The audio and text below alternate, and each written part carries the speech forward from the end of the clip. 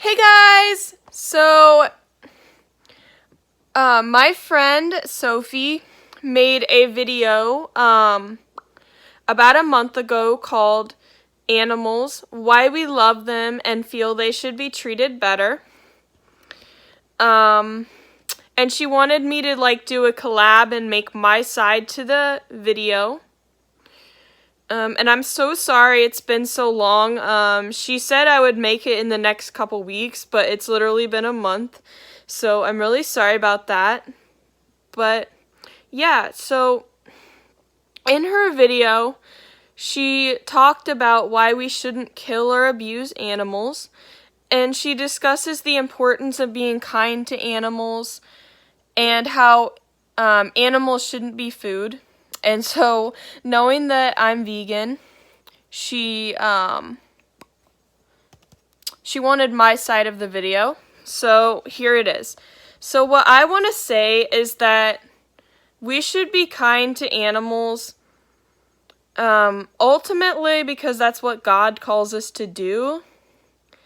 And that is the main reason, and if you think about it, it's technically the only reason that we should need, because God defines morality. I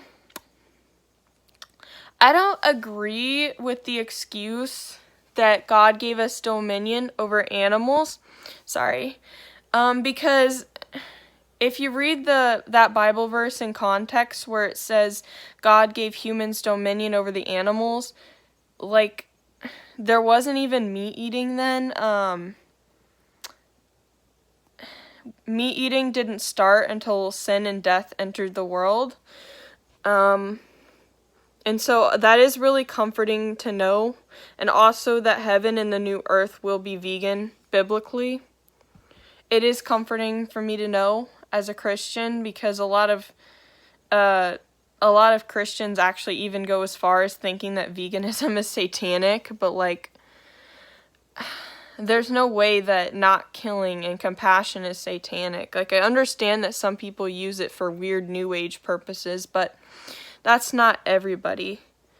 So yes, like I was saying, I do believe that God called us humans to be loving masters of the animals, and I believe that we're to defend the weak. Again, after all, biblically speaking, we aren't going to be killing and eating animals in heaven. So, what better way to bring heaven down to earth than being vegan?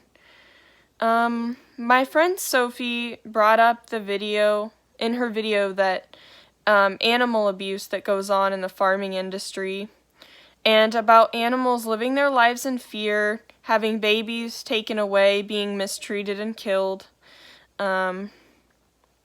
And I do have that concern as well. I believe in being compassionate to both humans and animals, and their suffering does hurt my heart. It always has, and I do have a very strong passion to defend life. Life is very precious, and I do relate to this topic well. I am really glad that Sophie covered this topic in her video, because I like to see that other people care.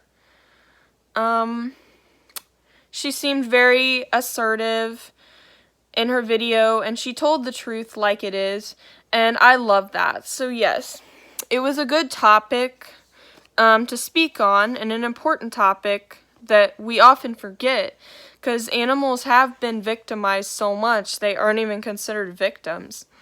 And I find that sad. We wouldn't even treat prisoners the way that we're treating animals on factory farms. And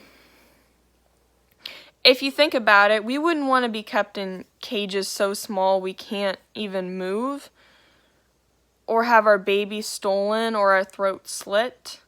We don't even do this to the worst of prisoners, you know? Literally, we don't treat rapists and murderers that way even. And so why treat innocent animals who have done nothing wrong?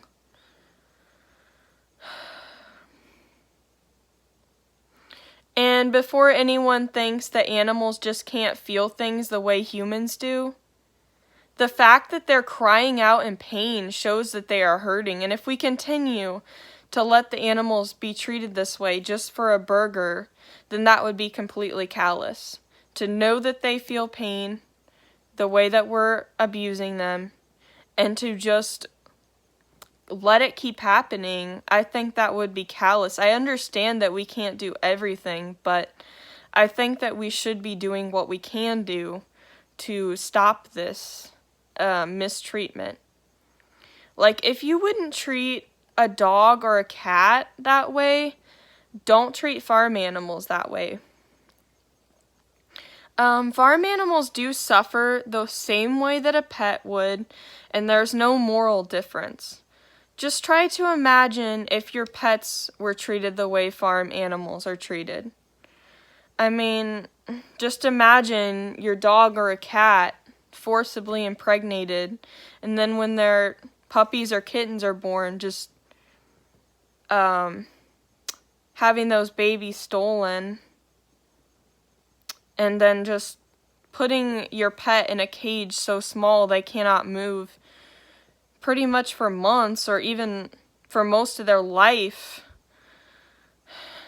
and then having their throat slit. If your pet is really sick and you're going to have them put down, you wouldn't even have their throat slit. You would want them to be killed in the most non-painful way possible. And I'm not justifying eating meat even with the quote-unquote humane slaughter, but you see the point. Like, we wouldn't slit a pet's throat, and we would not kill our pets unless there was something seriously wrong, like they were really sick, and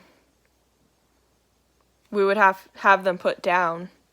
I don't think I would be able to do that. But I know that some people do, and I know it's a really hard decision.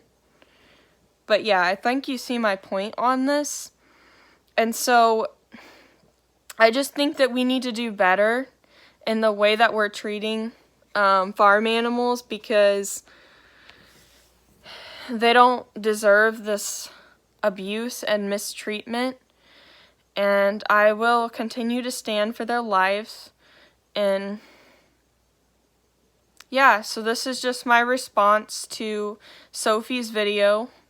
I will leave it linked up in the description if anybody wants to check it out. So, yeah, and I just hope that this was good.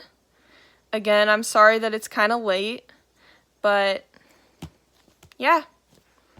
And if you haven't already, I'd recommend subscribing, especially if you want to see more vegan videos, because I do want to post a lot. So yeah, bye!